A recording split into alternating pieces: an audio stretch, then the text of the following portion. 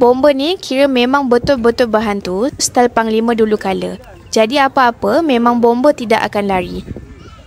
Bomba bahagian penyelam atau unit penyelam di bawah Jabatan Bomba dan Penyelamat Malaysia yang bertanggungjawab untuk operasi menyelamat di kawasan air seperti sungai, tasik dan laut.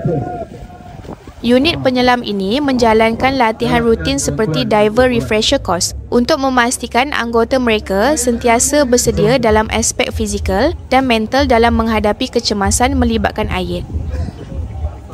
Sempena sambutan Hari Landscape Negara, Peringkat Negeri Pulau Pinang yang diadakan pada 4 dan 5 Oktober 2025 di Setia Fontaines Heritage Park, Bertam Kepala Batas. Unit penyelam Jabatan Bomba dan Penyelamat Malaysia, Cawangan Butterworth telah mengadakan satu demonstrasi penyelamat di Tasik Setia Fontaines.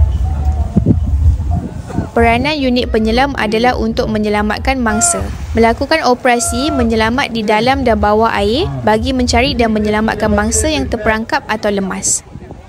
Latihan ini melibatkan pelbagai aspek seperti mencari mangsa di dalam air dan memastikan anggota berada dalam keadaan fizikal dan mental yang optimum.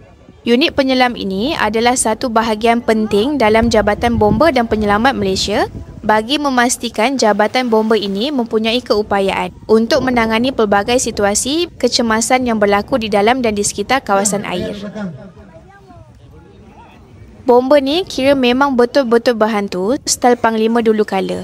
Rebus tak hempuk, amalan gila-gila. Jadi apa-apa memang bomba tidak akan lari.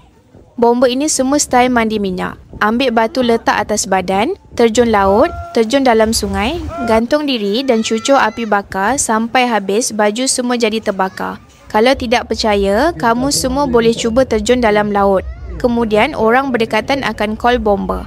Beberapa minit kemudian bomba akan datang terjun ke dalam laut untuk tolong kamu yang telah mati. Angkat letak di atas bot.